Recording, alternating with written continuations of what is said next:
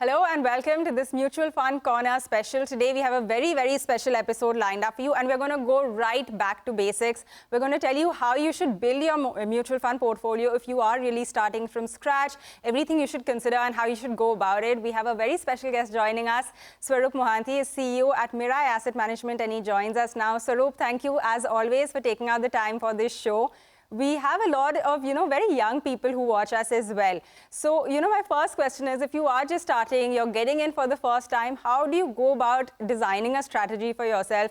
Even if you have to, pick a bunch of mutual funds, how do you pick and how do you really, balance your financial goals with your risk appetite? First of all, Pavitra, thank you so much for having me on your show. Always such a pleasure to be on this show. Two important points you made out of your question. One was your financial goal, and the other one is risk appetite. And I think that's where everything starts with. Because if you don't fix your goal, you won't know where to invest. So the most important part of starting your investment journey is to be able to fix your financial goal, or probably the most important question to ask yourselves before you start investing is, why do you want to invest? Once you have an answer to that why, finding where to invest is not the bigger job. But sometimes, more often than not, finding why has been the bigger issue. Once you find your goal, you combine that to your cash flows to arrive at a portfolio, and then you build a structured portfolio to progress on towards your goal. The second part is the tricky one, your risk profile. And I don't think anybody is born with an inherent assessment of one's own risk profile, because your risk profile changes with your life stage, your risk profile changes with your cash flows, your risk profile changes with the environment, and sometimes it does change with the impact of markets too. So the risk profile assigning or assessment of a person is something which I feel is a journey, and that's something which one learns with a period of investing. So one can start as a conservative risk profile person.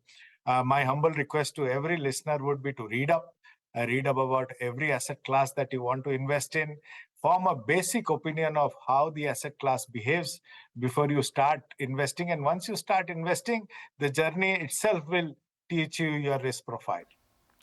All right, so get in soon, start your investment journey, and you will learn along the way how much risk you are comfortable taking. Swarup, what are the factors you should consider when you're picking a fund or a fund house? Because, a lot of the fund houses will offer very similar kinds of funds, right? So what do you think about, say, the AUM, the expense ratio? How do you assess all of this? Do you get into really what the standard deviation of a fund is, who the fund manager is? Remember, we are talking about a very young audience here and someone not so experienced, perhaps. The good part of the young audience is they have a lot of information at their disposal. And my request again will be to all the audience will be to read up about what you want to do. Because finally, it's your money, and there's this basic saying that if you don't take care of your money will invariably not take care of you. So please do read up about all your investment avenues before you start investing. I'm saying this for the sake of repetition, because information is there at the hand on your mobile phone. Whatever you want to learn or understand is available to you. So please read up before you start. That's point number one. And what Pavitra said were a lot of things like expense ratio, standard deviation, all that you can gather just by simple Googling. All that is very important to the business. But what's happened over the last 2-3 years is very important. Once you assess a fund house, what you also have to assess is the style of that fund house.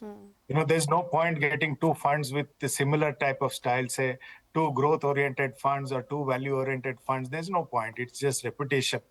If you pick up two different styles, say you pick up one growth manager and you pick up a value manager and combine it, your portfolio will look better, is my submission. The rest, it's very easy to Google and read up.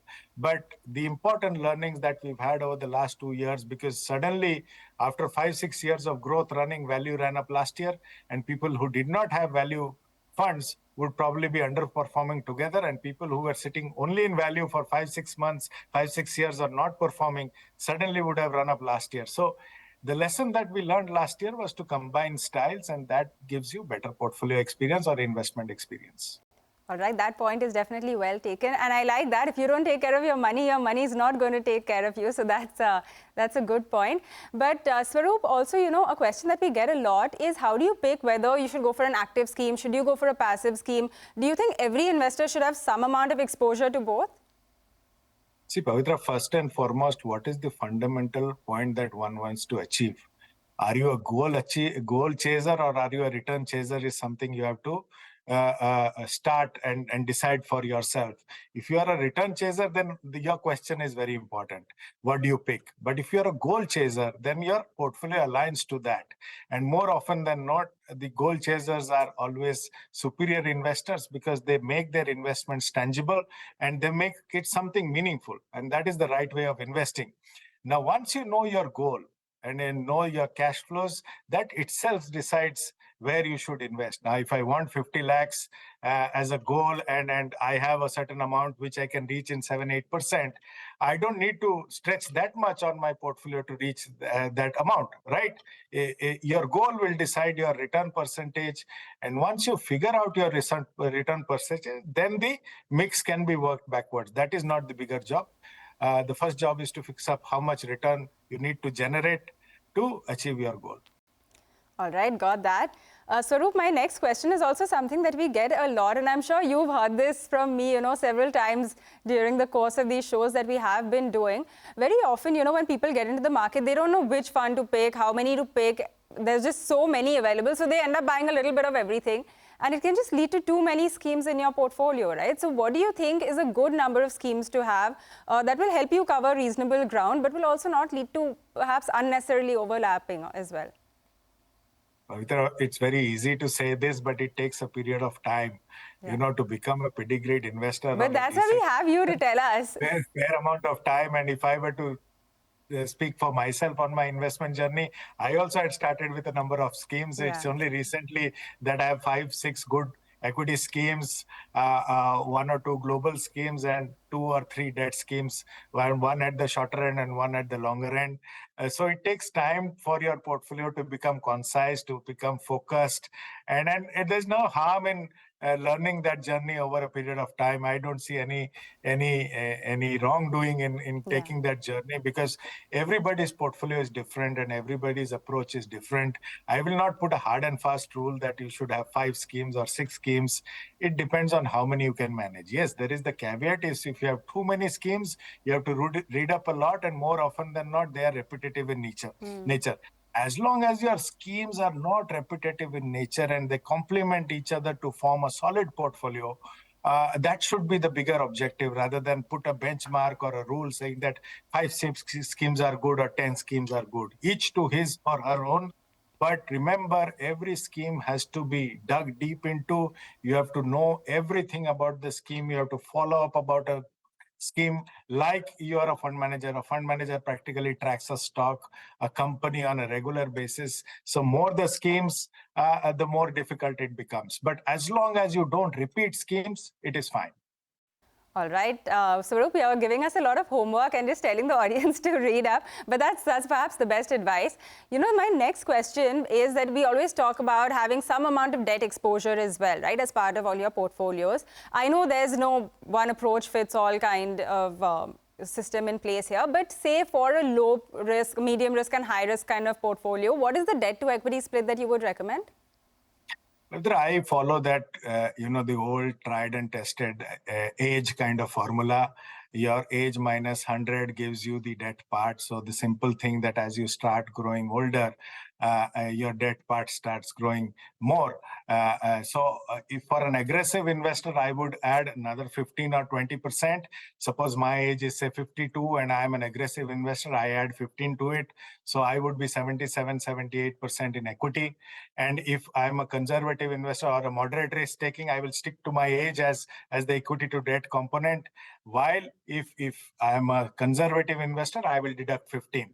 So if my age minus 100 gives me my debt part, just to put things in perspective, if I am an aggressive investor, I will add 15 or 20. So it's 52 plus 15 or 52 plus 20. If I am a moderate investor, I will take 52. If I am a conservative investor, I will deduct 15 is what I will go by, and then try and rebalance it every year to bring it back to that the equity debt split. All right, got that. That makes it pretty easy for our viewer there. Just a few more quick questions. You know, large caps are generally considered safer bets, right? Do you think, everyone should have some amount of large cap exposure? And another question that we get is, last year we did this study actually which we put out where a lot of the fund managers for the large cap schemes found it very hard to beat even the benchmark. So do you think for large cap investing in particular, it's perhaps better to just go for a passively managed fund? Pavitra, thank you so much for asking me this question. Okay, it's a very, very interesting question at this point in the market. And I'll take 2 minutes to answer this. It'll take a little bit of time, so please bear with me. Because see, when you look at any portfolio, your core part and your satellite part defines your total portfolio. Your core part should be built up of solid investments, and that's where this lead to large caps come in, because these are tried and tested balance sheets and fairly large companies which have spent a number of years to build their business. So they definitely form a core part of the portfolio. There's no denying that. Now, second question is whether they beat benchmark or they don't. Let's look at the benchmark, because invariably large caps get compared to Nifty 50. Now you look at Nifty 50 at this moment, 37% of Nifty 50 is financials.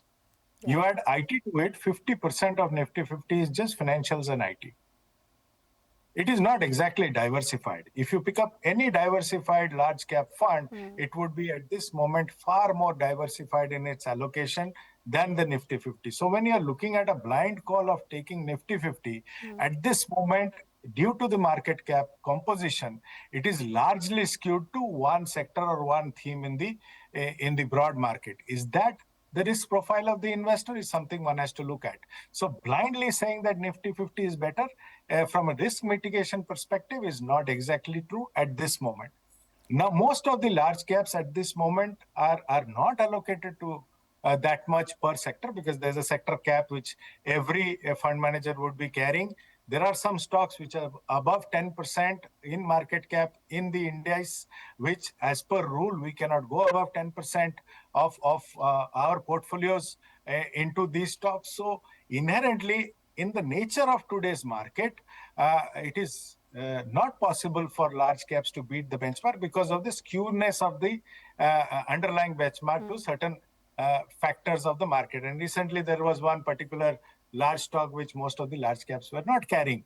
So when you look at it from a risk mitigation perspective, the large cap funds in the market, and I'm talking in general, are far better risk mitigated than the Nifty 50's submission, and it requires a little bit of thinking from a risk mitigation perspective. So there are times when I would prefer a risk mitigated portfolio over a benchmark beating portfolio, and this is that time I would say. So don't go blindly into this discussion of benchmark beating at this moment. There is a reason why large caps are not able to beat benchmark at this moment.